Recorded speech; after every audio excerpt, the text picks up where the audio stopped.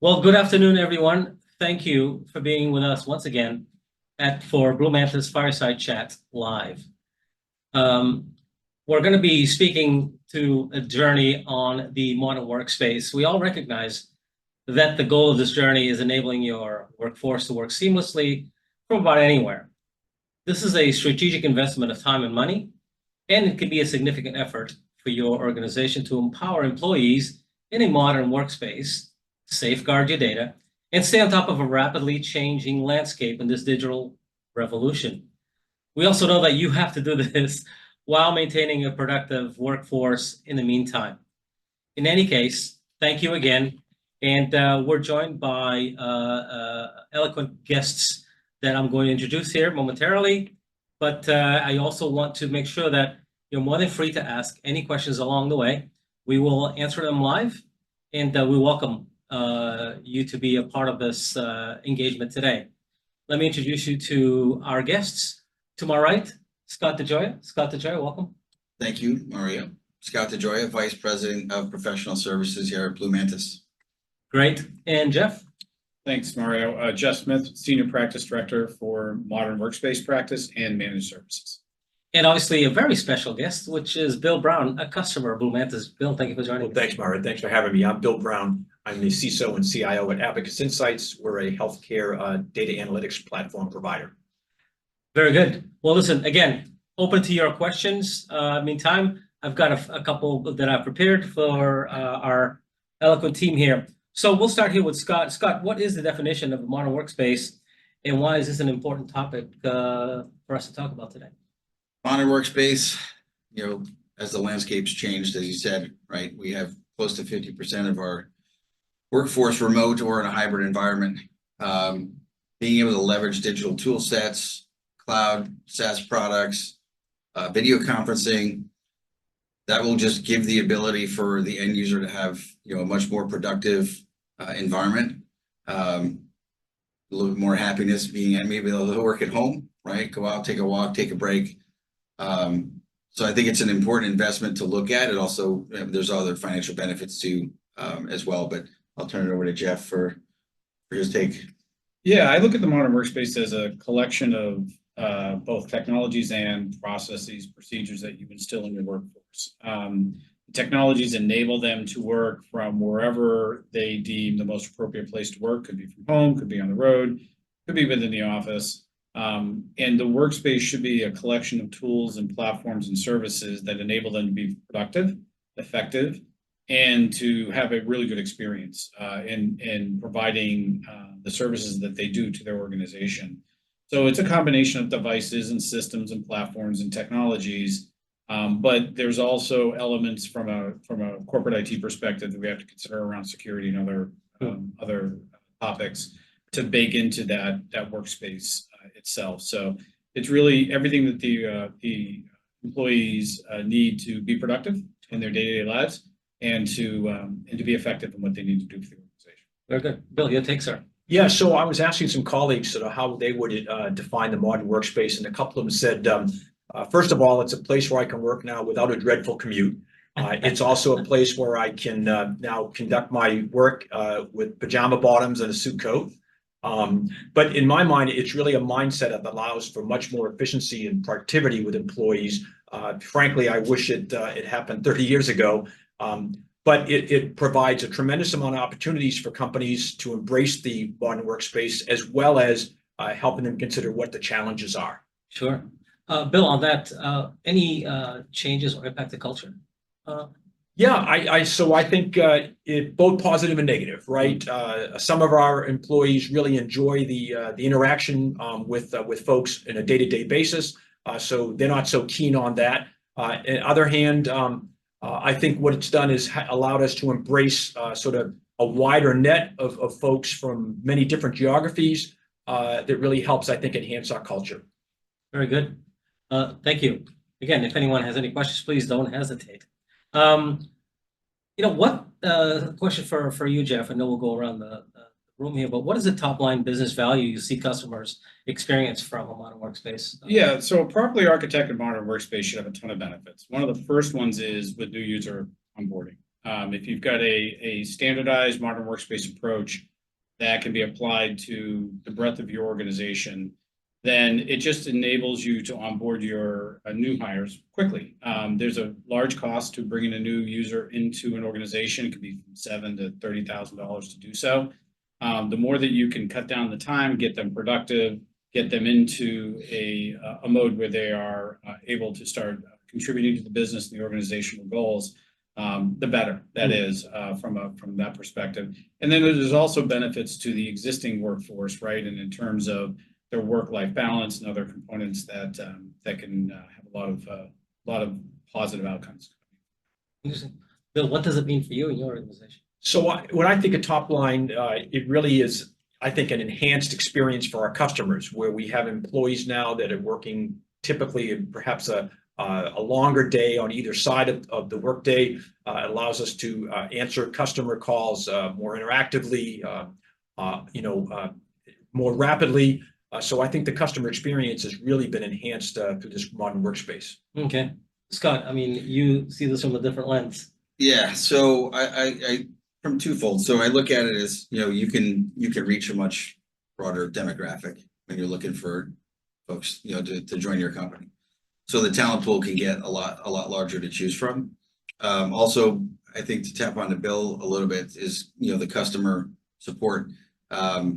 If you have an escalation or an after hours emergency, somebody doesn't have to drive into an office to support to get in front of a computer, right? They can walk downstairs or across the hall and, jump on their computer or get on their phone and help, and help somebody out. So that's, from my view.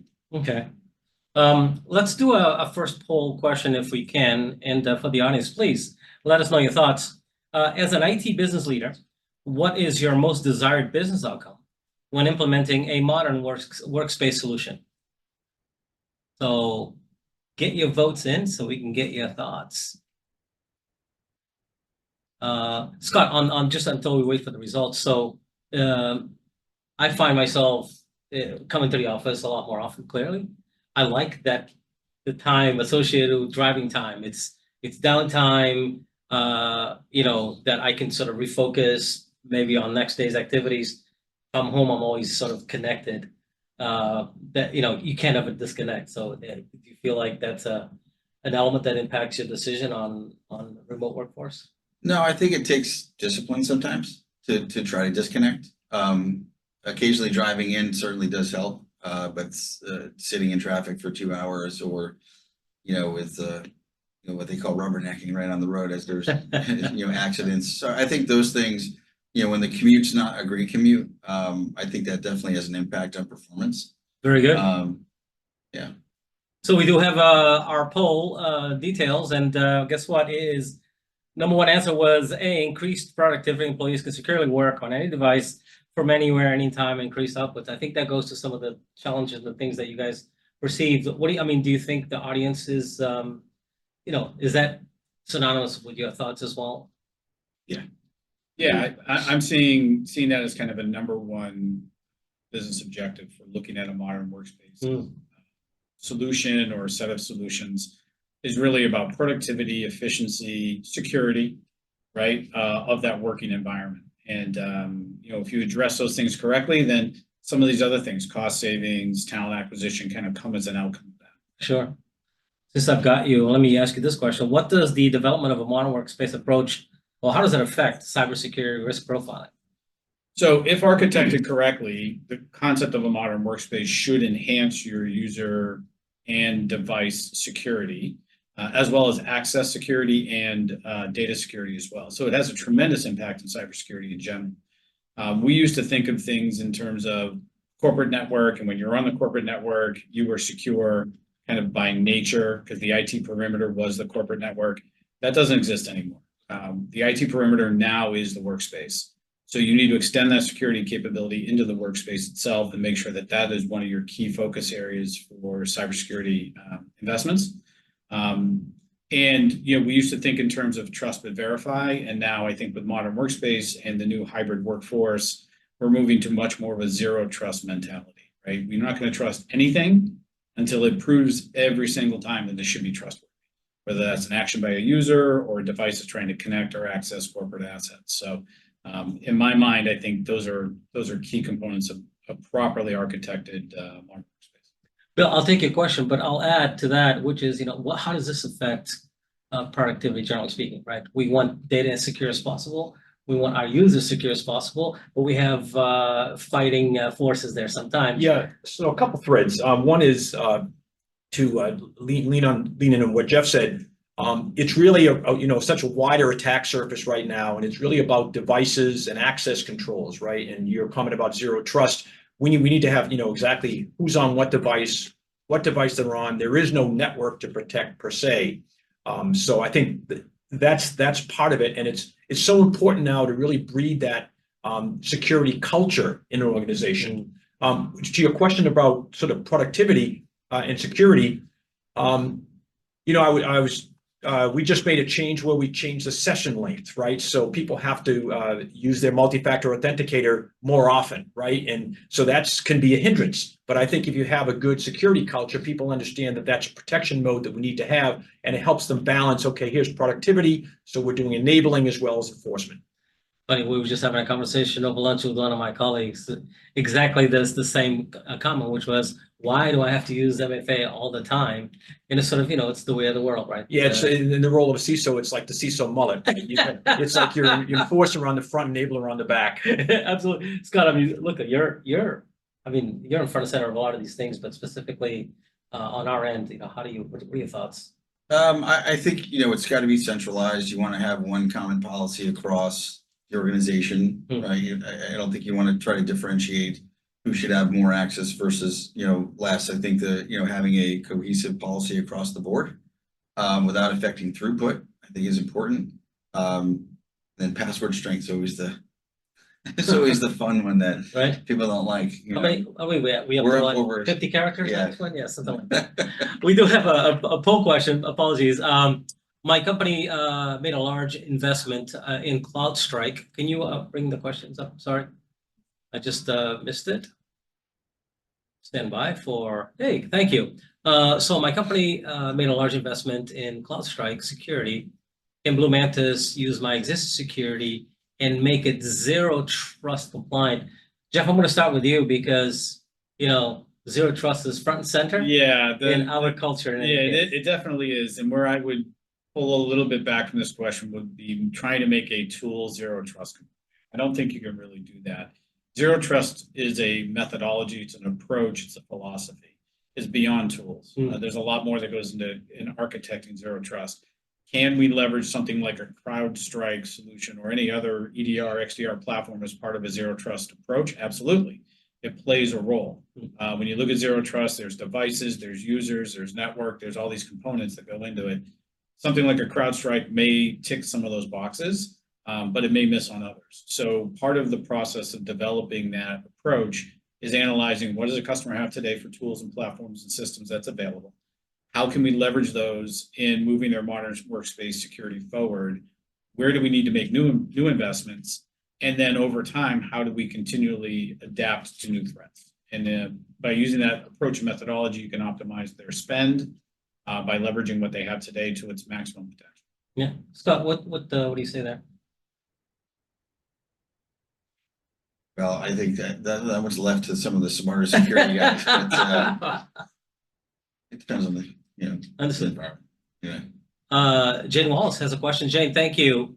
How quickly are you moving to eliminate passwords from your environment? Bill, why don't you take that one? Well, this is very interesting because I've been on a hunt to try and do this, right? To go to passphrases. We're actually encumbered because we handle health information, and in order to be high trust compliant, there are a number of areas where compliance and certifications haven't kept up with the technology.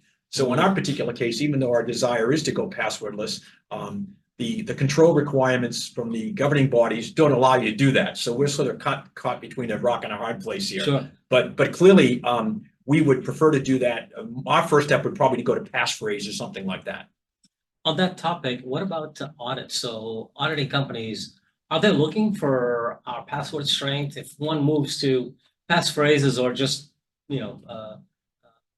user authentication, BIOS authentication, Would that change how auditors look at your? Yeah, I think it really helps, right? So, you know, when I think about compliance and auditors, it's not so much about checking a box, it's really about making us more secure. And I think the best auditors are the ones that really take an eye towards your compliance to say, are you really improving things? And they give you credit for, you know, you have multifunction authentication everywhere. You know, are you using passphrases and things like that? So I think the best auditors really help you go beyond checking the boxes and make your environment more secure. Yeah. And even beyond the auditors, think about things from like a cybersecurity insurance perspective. Exactly. Most of your cybersecurity insurance firms now are not going to write you a policy unless you meet minimum standards across a broad range of security topics. If you can prove to them that you're using complex passwords or passphrases, you use MFA, things of that nature, those are all now considered table stakes in order to even get coverage. And so I think a lot of the periphery of the IT industry is pushing the IT industry to adopt these things more quickly and faster because they're seeing the negative impacts of organizations that don't. Yeah, and in fact, in the unfortunate occasion of a breach, right, there's a whole bunch of indemnification that all of a sudden comes into play. You could really be in trouble.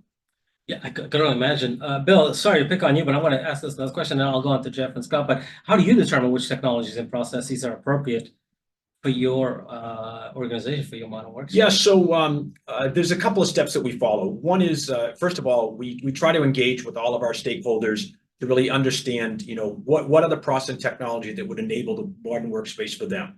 And then we go through and determine which additions we need to make. So we've taken an audit to say, okay, we have this, we have that. What infrastructures can we retire? Which ones do we have to invest in? And then we make sure that, again, back to security and compliance, that we're all those things are compliant and enabling our security culture. We're trying to keep abreast of current events, right? Better technologies. And we've also had very good luck just engaging partners to help us keep us, you know, using the best technologies from the modern workspace as well. Yeah, Bill, thank you. Speaking of partners, Jeff, from another perspective, right, where you're creating or consulting with customers on what the right steps are, you know, how have you handled this question? Yeah, so it's great. I usually start from the perspective of where are you today? What have you invested in? Where do those investments stand? What are you gaining from those investments? And then what adjustments or modifications are you looking to achieve for your workforce in the development of a new modern workspace? Setting the parameters around that allows me to have a conversation with the customer around where they may want to focus their investments in the first, second, third, fourth phase of the engagement, how to enroll users in a logical way to get buy off, you know, engage with other stakeholders. Modern workspace touches many other things other than IT. It touches HR. It touches potentially facilities, things of that nature. So there's a broad conversation to have first, and then you start thinking about the individual technologies. So gaining that insight, understanding the totality of what they're trying to achieve, and then applying technology to that over time, I think is the best way. Yeah. Scott, from your perspective, I think you and Bill's perspective may be identical, and because of what you do for Mantis internally, but you know, how do you handle this question around what's the best technology? What are the best processes? I think for us, or any customer should look at it as, you know, again, what could be the best tool to use by asking questions, listening. How do they help you better automate, right? Your process procedures. And again, whatever tool you choose, can we secure it? Right? Can we secure that tool from, you know, for any type of, you know, issue or, you know, security matter that may come along. And then just try to look at, you know, again, the lesser you have and that you can leverage more people using, the lesser the cost. So the more tools you have, the more upkeep you have to have, the more different licenses and managing all that becomes just more of a cost inhibitor for the organization. We have an interesting dynamic where a lot of these tools are being sort of represented by employees, right? So they're coming up with these ideas. So it's really a question of trying to enable and on those best technologies, but then make sure that we're doing them securely. Right. Yeah, one thought just to throw in there is, and we do this here at Mantis, is the concept of having like a hackathon, right? Where you bring employees in to say, how would you ideate your workspace, you know, to a place that it's even more effective. So, you know, you can certainly engage the workforce. The more you engage them, the more they feel like they've had some influence on that, on what they're going to be using every single day from that point forward. the less likely they are to be not happy with it, And you right? gain more consensus, right? Exactly, yes. Yeah, absolutely. By the way, we just had our hackathon on Monday and lots of great ideas. I pursue that. It's a lot of fun and a lot of great ideas come in from that. We have another question from the audience. This is for Bill. Bill, when it comes to collaboration for remote versus on-site employees, which app does your organization use to make remote employees feel more included? Well, that's a interesting question because it's more than just an app, right? So we use the typical ones, Slack is really our sort of our ubiquitous water cooler, right? We're a Microsoft shop, so we use Teams and things like that. We also use a lot of other ways to engage our employees. We have a beads, banter, and beer every Thursday to make sure people are connecting. There's a coffee hour every morning. So I think it's a combination of the apps, the tools, and the processes, and just sort of the embracement we can make with our employees to make sure they feel connected in a remote environment. I just want to be invited to the beer portion of that slide. That would be fantastic. Excellent. Let's do a poll question if we can. For the audience, which of the following do you consider the most significant current challenge for your organization? So while the poll is happening, Bill, I want to touch on a question that you said relative to how users impact decisions. I think that's a great thing for culture in any organization. How relevant are some of those ideas? Well, I think sometimes the question should be how irrelevant are those ideas, right? So, and to your point about a hackathon, right? Sometimes you find that the sort of outside the lines ideas are the ones that are best. So we try to do everything we can to embrace those ideas, right? Gain some consensus. And then if it looks like it's a tool or a process that we should implement, then we'll go ahead and do it. Yeah. So I think it's really about just embracing new ideas. It's a new workspace. I think, people are finding new ways to work in this environment. Interesting to your topic because the answer from the audience was ensuring uniformity across all employee endpoints. So it's interesting that Which may sound a little counterintuitive Yeah, in a that little bit. conversation, but Well, I but at think, the end of the day, they actually end up there, right? So Exactly. we embrace all the Yeah. ideas, but at the end of the day, there's a uniform framework Yeah. that everybody's working on. someone has to make that decision. Correct. yeah, and there's certainly benefits to keeping things within a certain construct that is very consistent across the organization. Support is easier, updates to your point, right? Maintaining those systems and services and processes is all more effective. And if there is, an enhancement that you need to do, you're doing it, once for the entirety of the organization. So there's a lot to be said for that. But at the same time, people do have different roles. They do have different Sure. requirements when they are working. Some need more collaboration than others. Some may need access to certain systems that others don't. So we do have to keep all of that in mind. Yeah. Scott, what do you think is the ROI of adopting Modern Workspace? Well, I think a couple of things. One, I mentioned a little bit earlier. I really like the fact that your ability to tap into a bigger talent pool is enormous. It certainly is helpful to get the broadest, the biggest, the brightest talent that you can find out there, which helps in customer satisfaction and also the modern workspace part of it. Retaining the talent. Jeff mentioned earlier again the ROI on consistent platforms across. Leveraging less manufacturers, more, of the same manufacturing, partnering, right? It reduces cost, bulk buy versus, single units from 5 units from this vendor, 5 units from this vendor. So there's a lot of ways that you could save by doing that consolidation. I just thought of another question. Sorry, it wasn't on the question. It's my apologies. But speaking to devices, what about sort of device management, asset management? How do customers embrace that? I mean, some of the ones that we leverage, Manage Engine, Intune, Adigy, right? For iOS. Asset management's, ServiceNow, hardware asset management Sure. could be leveraged for that inventory asset management. Okay, cool. Jeff, different perspective, clearly, right?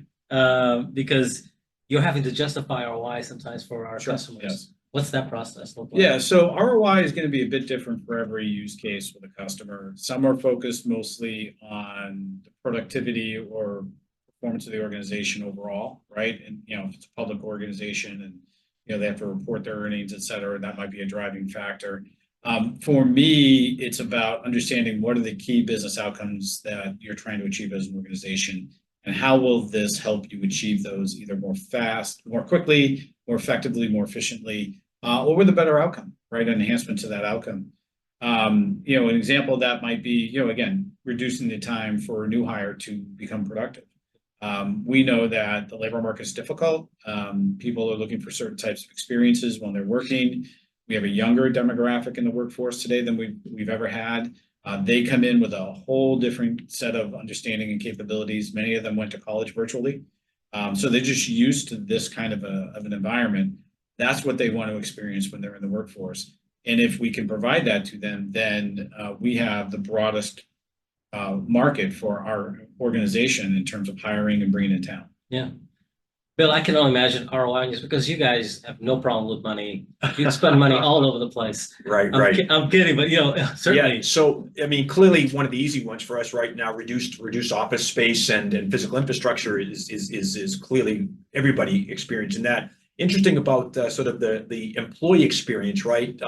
Although we can cast a wider net, and Scott, you mentioned this earlier, right? The competition for that talent is very keen, and I think the more you can do to have a good employee experience in terms of onboarding and provisioning equipment, as well as letting them work the way they want, especially with the disparity in terms of a young workforce and old workforce. I think that all helps you attain and retain and attract really the best talent. Very good. We have another poll question. And again, for the audience listening today, please feel free to ask any questions that you might have. But we want to hear from you. We want to understand what are the things that are important to you in 2024, not because we're going to call you, but we really are interested in figuring out what are the common themes that you want to hear from an organization like Blue Mantis that you would attend. And so as a decision maker, what are the topics that you want to hear more about in 2024? And we'll still wait on additional questions from the audience until the poll comes in. But as we sort of end this our fireside chat, I'd like to sort of end on a last word, if you would. So Bill, if I could start with you, any parting words in deference to when customers are embracing this journey? All of the things that we talked about today, super relevant, right? Culture being the most impactful to an organization when you're adopting any technology. Exactly. I think it's culture. I think it's making sure you're instituting a strong security culture, because the game is much different than it was in the past. I think as well, don't try to do it all yourself, right? There are, your colleagues, your companies that are in your similar industries and partners, leverage all those really so you can get sort of a best solution. Very good. Jeff, from you, sir. Yeah, I think, develop with the end in mind. What am I trying to achieve? What kind of capabilities does my workforce really need to be productive and happy in their work experience? How do I measure that over time? How do I continually adopt to new challenges in the market? We don't know what's coming next. All of us have been, in IT for quite a long period of time. We've seen a lot of different things happen. Sometimes it comes fast and furious. So you've got to have a methodology of being flexible and adapting to those kinds of challenges. So, consistency is key. Obviously, security should be task number one. Experience should be task number two. And how do I measure the success of this program, this journey?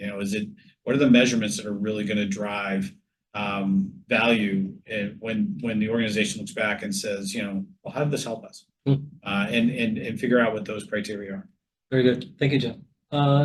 Scott, final word, sir. Measuring the productivity, I think, in onboarding, certainly how fast you can get them in. Said it's $7,000 to $30,000. You obviously want to be in that $7,000 range. I think, the important thing to remember with modern workspace and remote workforce is stay connected, right? You have to still work at that. It's easy when you come into an office because you get to see, like we're seeing each other right now. When you're in a home office, being able to connect with your teams, leveraging technology, that is a part I think it's very important. Asking people to be on video. It helps promote team building, which creates the experience and creates the productivity and all the end results that we're all looking to measure for. So. Very good. Well, listen, thank you for our three panelists. We appreciate you taking the time. Thank you. 30 minutes of conversation. This is great. And for our audience, listen, thank you again for participating in another Fireside Chat with our team. We look forward to your presence in future events. Thank you for your poll feedback. We will take that and heed your suggestions.